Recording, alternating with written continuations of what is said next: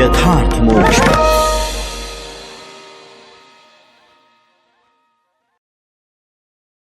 यथार्थ मोक्ष प्रस्तुत कर रहा है अतुल्य संपूर्ण महाभारत। श्री महाभारतम रामोपाख्यान पर 276वां अध्याय। देवताओं का ब्रह्मा जी के पास जाकर रावण के अत्याचार से बचाने के लिए प्रार्थना करना तथा ब्रह्मा जी की आज्ञा से देवताओं का रीछ और वानर योनि में संतान उत्पन्न करना एवं दुंदुभी गंधर्वी का मंथरा बनकर आना। मार्कंडेय जी कहते हैं, राजन, तत्पश्चात रावण से कष्ट पाए हुए ब्रह्म ऋषि, देव ऋषि तथा सिद्धगण अग्निदेव को आगे करके ब्रह्मा जी की शरण में गए।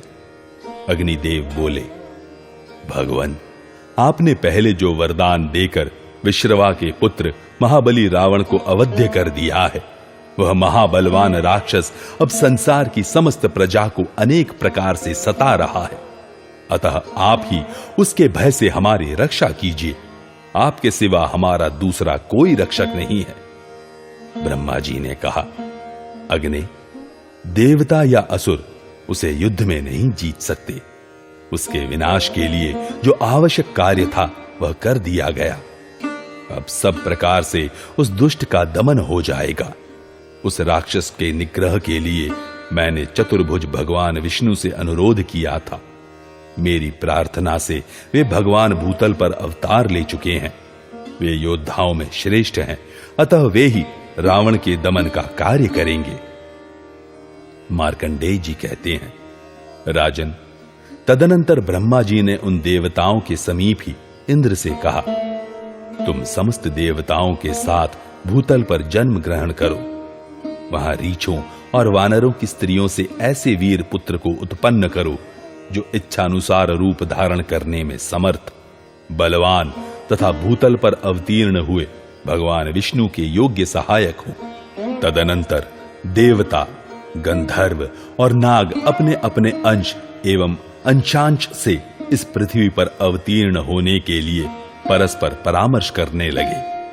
फिर वरदायक देवता ब्रह्मा जी ने उन सबके सामने ही दुंदुभी नाम वाली गंधर्वी को आज्ञा दी कि तुम भी देवताओं का कार्य सिद्ध करने के लिए भूतल पर जाओ। पितामह की बात सुनकर गंधर्वी दुंदुभी मनुष्य लोक में आकर मंथरा नाम से प्रसिद्ध कुबड़ी दासी हुई। इंद्र आदि समस्त श्रेष्ठ देवता भी वानरों तथा रीछों की उत्तम स्त्रियों से संतान उत्पन्न करने लगे। वे सब वानर और रीछ यश तथा बल में अपने पिता देवताओं के समान ही हुए। वे पर्वतों के शिखर तोड़ डालने की शक्ति रखते थे एवं शाल और ताल के वृक्ष तथा पत्थरों की चट्टानें ही उनके आयुध थे। उनका शरीर वज्र के समान दुर्भेद्य और सुदृढ़ था। वे सभी राशि राशि बल के आश्रय थे। उनका बल और पराक्रम इच्छा के अनुसार प्रकट होता था। वे सब के सब युद्ध करने की कला में दक्ष थे। उनके शरीर में 10,000 हाथियों के समान बल था। तेज चलने में वे वायु के वेग को लजा देते थे। उनका कोई घर बार नहीं था। जहां इच्छा होती वहीं रह जाते थे। उनमें से कुछ लोग केवल वनों में ही रहते थे।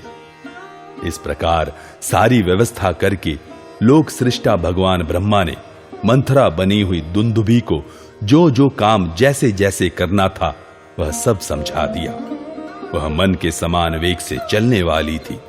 उसने ब्रह्मा जी की बात को अच्छी तरह समझकर उसके अनुसार ही कार्य किया।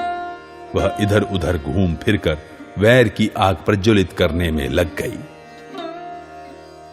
इस प्रकार श्री महाभारत वन पर्व के अंतर्गत रामोपाख्यान पर्व में वानर आदि की उत्पत्ति से संबंधित 276वां अध्याय पूरा हुआ। 277वां अध्याय श्री राम के राज्याभिषेक की तैयारी, राम वनगमन, भरत की चित्रकूट यात्रा, राम के द्वारा खरदूषण आदि राक्षसों का नाश तथा रावण का मारीच के पास जाना। युधिष्ठिर ने पूछा, ब्राह्मण, आपने श्री रामचंद्र जी आदि सभी भाइयों के जन्म की कथा पृथक पृथक सुना दी, अब मैं उनके वनवास का कारण सुनना चाहता हूं, उसे कहिए। दशरथ जी के वीर पुत्र दोनों भाई श्री राम और लक्ष्मण तथा मिथिलेश कुमारी यशस्विनी सीता को वन में क्यों जाना पड़ा? मार्कंडेय जी ने कहा, राजन, अपने पुत्रों के जन्म से महाराज दशरथ को बड़ी प्रसन्नता हुई। वे सदा सत्कर्म में तत्पर रहने वाले, धर्मपरायण तथा बड़े बूढ़ों के सेवक थे। राजा के वे महातेजस्वी पुत्र क्रमशः बढ़ने लगे। उन्होंने विधिवत ब्रह्मचर्य का पालन किया और वेदों तथा रहस्य सहित धनुर्वेद के पारंगत विद्वान हुए। समयानुसार जब उनका विवाह हो गया, तब राजा दशरथ बड़े प्रसन्न तथा सुखी हुए। चारों पुत्रों में बुद्धिमान श्री राम सबसे बड़े थे। वे अपने मनोहर रूप एवं सुंदर स्वभाव से समस्त प्रजा को आनंदित करते थे। सबका मन उन्हीं में रमता था। इसके सिवा वे पिता के मन में भी आनंद बढ़ाने वाले थे। युधिष्ठिर, राजा दशरथ बड़े बुद्धिमान थे। उन्होंने यह सोचकर कि अब मेरी अवस्था बहुत अधिक हो गई, अतः श्री राम को युवराज पद पर अभिषिक्त कर देना चाहिए, इस विषय में अपने मंत्री और धर्मज्ञ पुरोहितों से सलाह ली। उन सभी श्रेष्ठ मंत्रियों ने राजा के इस समयोचित प्रस्ताव का अनुमोदन किया। श्री रामचंद्र जी के सुंदर नेत्र कुछ कुछ लाल थे और भुजाएं बड़ी एवं घुटनों तक लंबी थी। वे मतवाले हाथी के समान मस्तानी चाल से चलते थे। उनकी ग्रीवा शंख के समान सुंदर थी। उनकी छाती चौड़ी थी और उनके सिर पर काले काले घुंघराले बाल थे। उनकी देह दिव्य दीप्ति से दमकती रहती थी। युद्ध में उनका पराक्रम देवराज इंद्र से कम नहीं था। वे समस्त धर्मों के पारंगत विद्वान और बृहस्पति के समान बुद्धिमान थे। संपूर्ण प्रजा का उनमें अनुराग था। वे सभी विद्याओं में प्रवीण तथा जितेंद्रिय थे। उनका अद्भुत रूप देखकर शत्रुओं के भी नेत्र और मन लुभा जाते थे। वे दुष्टों का दमन करने में समर्थ, साधुओं के संरक्षक, धर्मात्मा, धैर्यवान, दुर्धर्ष, विजयी तथा किसी से भी परास्त न होने वाले थे। कुरुनंदन, कौशल्या का आनंद बढ़ाने वाले अपने पुत्र श्री राम को देख देख कर राजा दशरथ को बड़ी प्रसन्नता होती थी। राजन, तुम्हारा भला हो। महातेजस्वी तथा परम पराक्रमी राजा दशरथ श्री रामचंद्र जी के गुणों का स्मरण करते हुए बड़ी प्रसन्नता के साथ पुरोहित से बोले, ब्राह्मण, आज पुष्य नक्षत्र है। रात में इसे परम पवित्र योग प्राप्त होने वाला है। आप राज्याभिषेक की सामग्री तैयार कीजिए और श्री राम को भी इसकी सूचना दे दीजिए। राजा की यह बात मंथरा ने भी सुन ली। वह ठीक समय पर कैकेयी के पास जाकर यूं बोली, कैकेयी नंदिनी, आज राजा ने तुम्हारे लिए महान दुर्भाग्य की घोषणा की है। खोटे भाग्य वाली रानी, इससे अच्छा तो यह होता कि तुम्हें क्रोध में भरा हुआ प्रचंड विषधर सर्प डंस लेता। रानी कौशल्या का भाग्य अवश्य अच्छा है, जिनके पुत्र का राज्याभिषेक होगा। तुम्हारा ऐसा सौभाग्य कहां, जिसका पुत्र राज्य का अधिकारी ही नहीं है। मंथरा की यह बात सुनकर सूक्ष्म कटि प्रदेश वाली देवी कैकेयी समस्त आभूषणों से विभूषित हो परम सुंदर रूप बनाकर एकांत में अपने पति के पास गई। उसकी मुस्कुराहट से उसके शुद्ध भाव की सूचना मिल रही थी। वह हंसती और प्रेम जताती हुई सी मधुर वाणी में बोली, सच्ची प्रतिज्ञा करने वाले महाराज, आपने पहले जो तेरा मनोरथ सफल करूंगा ऐसा वर दिया था, उसे आज पूर्ण कीजिए और उस संकट से मुक्त हो जाइए। राजा ने कहा, प्रिय, यह तो बड़े हर्ष की बात है। मैं अभी तुम्हें वर देता हूं। तुम्हारी जो इच्छा हो ले लो। आज मैं तुम्हारे कहने से किस कैद करने से अयोग्य को कैद कर दूं, अथवा किस कैद करने योग्य को मुक्त कर दूं, किसे धन दे दूं अथवा किसका सर्वस्व हरण कर लूं। ब्राह्मण धन के अतिरिक्त यहां अथवा अन्यत्र जो कुछ भी मेरे पास धन है, उस पर तुम्हारा अधिकार है।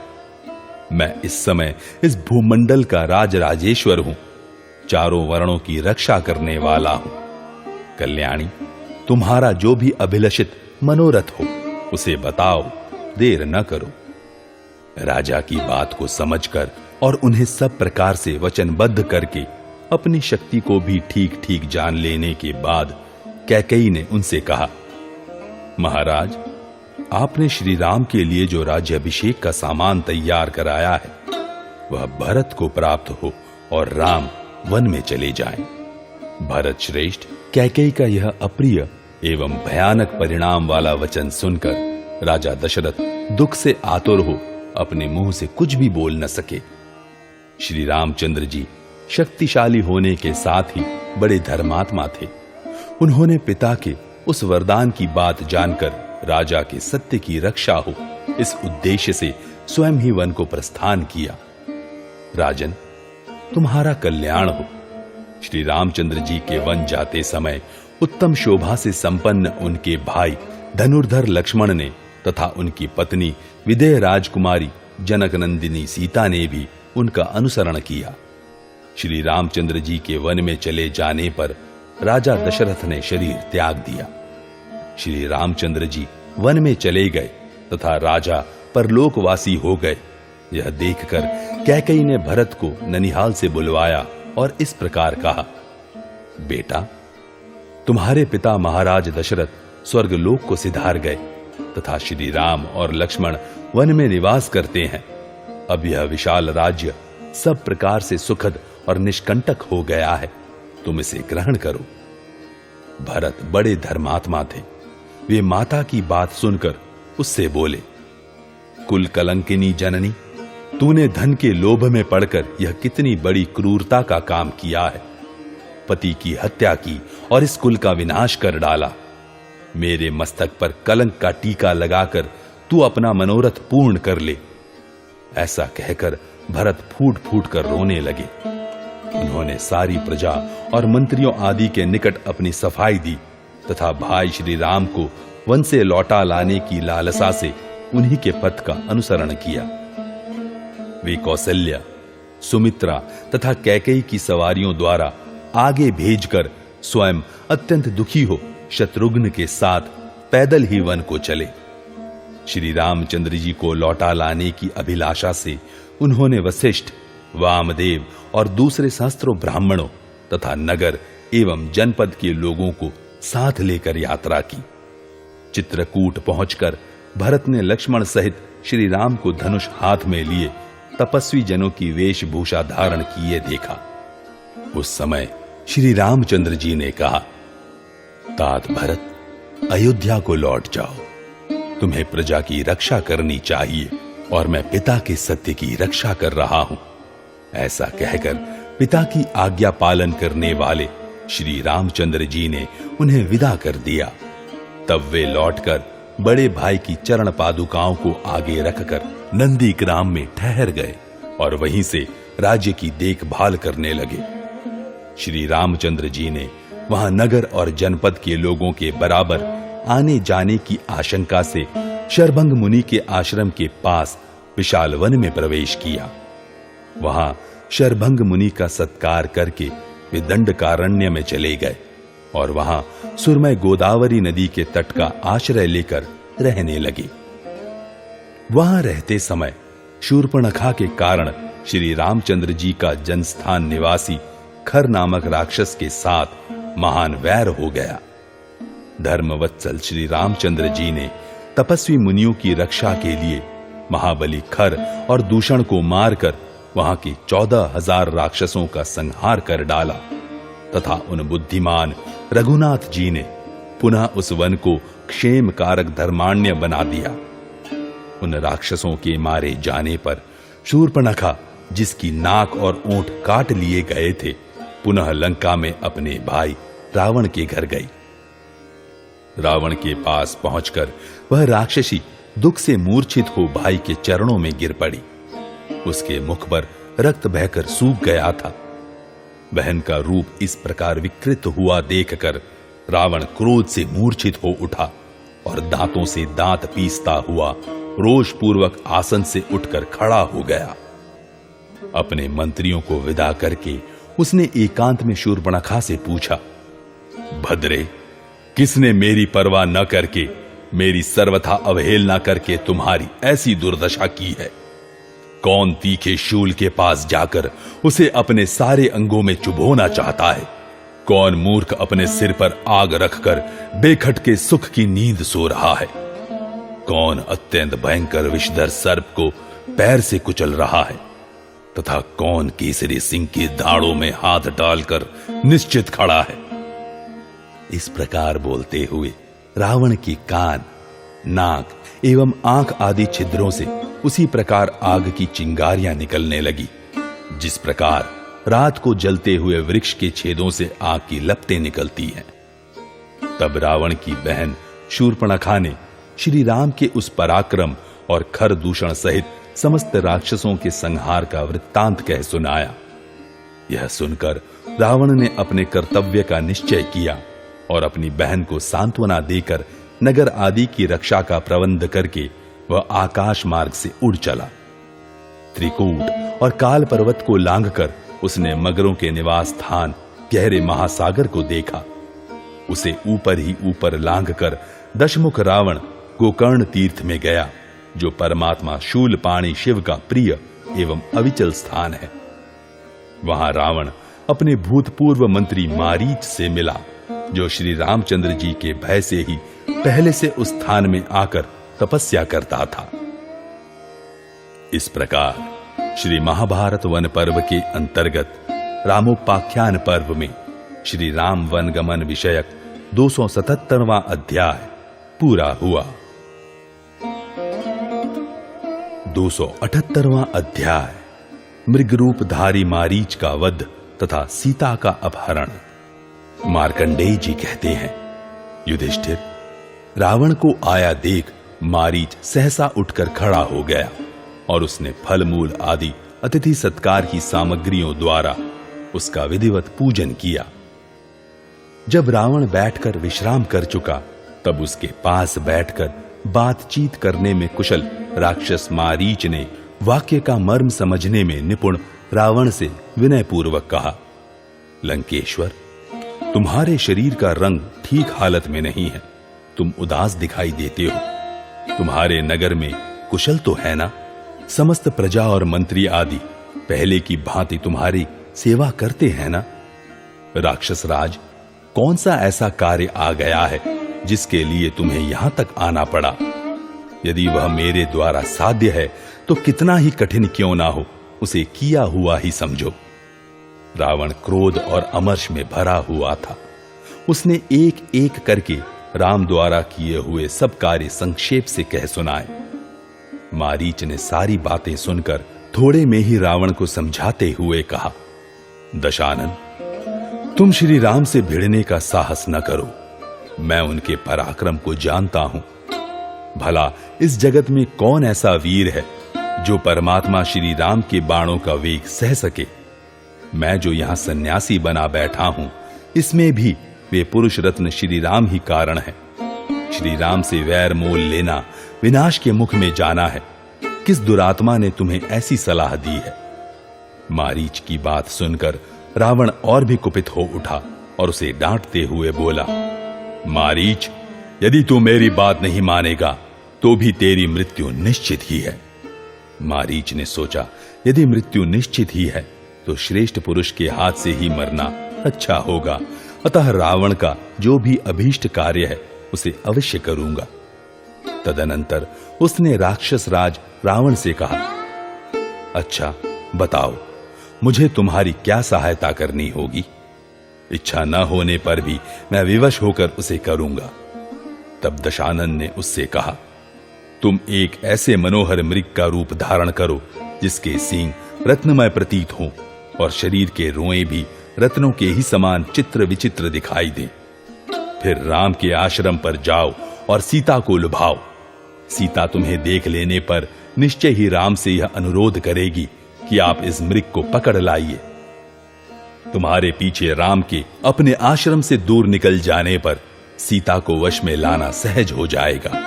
मैं उसे आश्रम से हर कर ले जाऊंगा और दुर्बुद्धि राम अपनी प्यारी पत्नी के वियोग से व्याकुल होकर प्राण दे देगा। बस मेरी इतनी ही सहायता कर दो।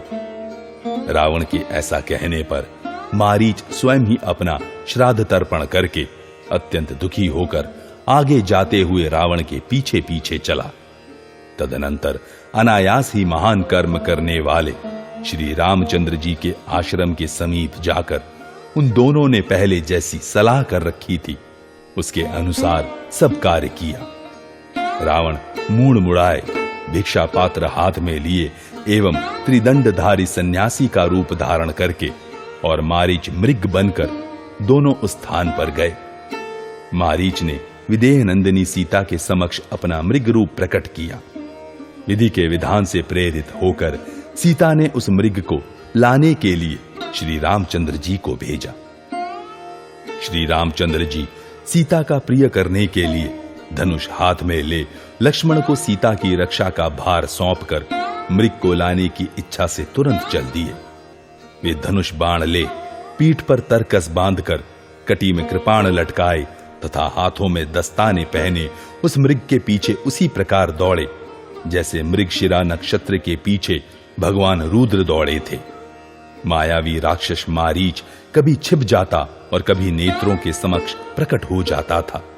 इस प्रकार वह श्री रामचंद्र जी को आश्रम से बहुत दूर खींच ले गया। तब श्री रामचंद्र जी यह ताड़ गए कि यह कोई मायावी राक्षस है। यह बात ध्यान में आते ही प्रतिभाशाली श्री रघुनाथ जी ने एक अमोघ बाण लेकर उस मृग रूपधारी निशाचर को मार डाला। श्री रामचंद्र जी के बाण से आहत हो मरते समय मारीच ने उनके ही स्वर में हा सीते हा लक्ष्मण कहकर आर्तनाद किया। विदेह नंदिनी सीता ने भी उसकी वह करुणा भरी पुकार सुनी। उसकी पुकार सुनते ही जिस ओर से वह आवाज आई थी उसी ओर वे दौड़ पड़ी। तब लक्ष्मण ने उनसे कहा, भीरू, डरने की कोई बात नहीं है। भला कौन ऐसा है जो भगवान राम को मार सकेगा। शुचिस्मिते, तुम 2 ही घड़ी में अपने पति भगवान श्री राम को यहां उपस्थित देखोगी। लक्ष्मण की यह बात सुनकर रोती हुई सीता ने उन्हें संदेह की दृष्टि से देखा। यद्यपि शुद्ध सदाचार ही उनका आभूषण था, वे साध्वी और पतिव्रता थीं, तथापि स्त्री स्वभाववश उस समय उनकी बुद्धि मारी गई। उन्होंने लक्ष्मण को कठोर बातें सुनानी आरंभ की। ओ मूढ़, तुम मन ही मन जिस वस्तु को पाना चाहते हो, तुम्हारा वह मनोरथ कभी पूर्ण न होगा। मैं स्वयं तलवार लेकर अपना गला काट लूंगी, पर्वत के शिखर से कूद पड़ूंगी अथवा जलती हुई आग में समा जाऊंगी, परंतु राम जैसे स्वामी को छोड़कर तुम जैसे नीच पुरुष का कदापि वर्ण न करूंगी। जैसे सिंहिनी सियार को नहीं स्वीकार कर सकती, उसी प्रकार मैं तुम्हें नहीं ग्रहण करूंगी। लक्ष्मण सदाचारी तथा श्री रामचंद्र जी के प्रेमी थे। उन्होंने सीता के ये कठोर वचन सुनकर अपने दोनों कान बंद कर लिए और उसी मार्ग से चल दिए जिससे श्री रामचंद्र जी गए थे। उस समय लक्ष्मण के हाथ में धनुष था। उन्होंने बिंबल फल के समान अरुण अधरों वाली सीता की ओर आंख उठाकर देखा तक नहीं। श्री राम के पद चिन्हों का अनुसरण करते हुए उन्होंने वहां से प्रस्थान कर दिया। इसी समय अवसर पाकर राक्षस रावण साध्वी सीता को हर ले जाने की इच्छा से वहां दिखाई दिया। वह भयानक निशाचर सुंदर रूप धारण करके राख में छिपी हुई आग के समान सन्यासी के वेश में अपने यथार्थ रूप को छिपाए हुए था। उस समय यति को अपने आश्रम पर आया हुआ देख धर्म को जानने वाली जनक नंदिनी सीता फल मूल के भोजन आदि के अतिथि सत्कार के लिए उसे निमंत्रित किया। राक्षस राज रावण सीता की दी हुई उन सभी वस्तुओं की अवहेलना करके अपने असली रूप में प्रकट हो गया और विदेह राजकुमारी को इस प्रकार सांत्वना देने लगा। सीते, मैं राक्षसों का राजा हूं।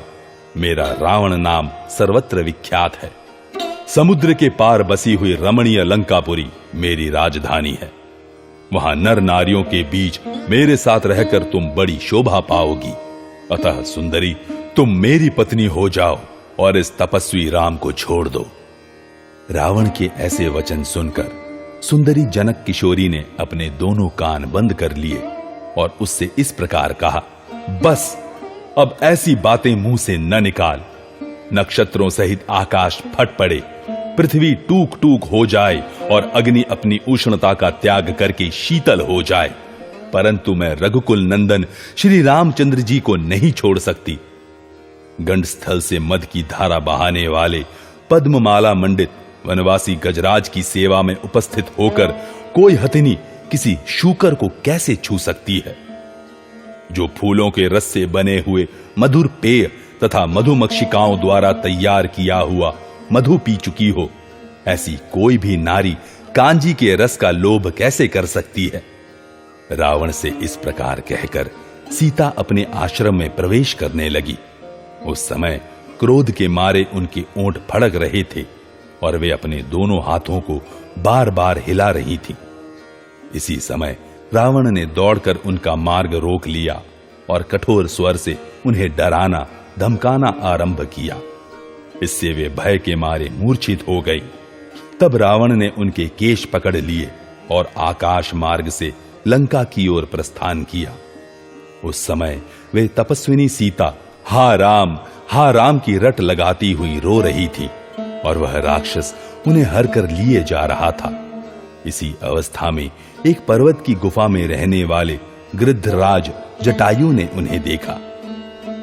इस प्रकार श्री महाभारत वन पर्व के अंतर्गत रामोपाख्यान पर्व में मारीच वध तथा सीता हरण विषयक 278वां अध्याय पूरा हुआ।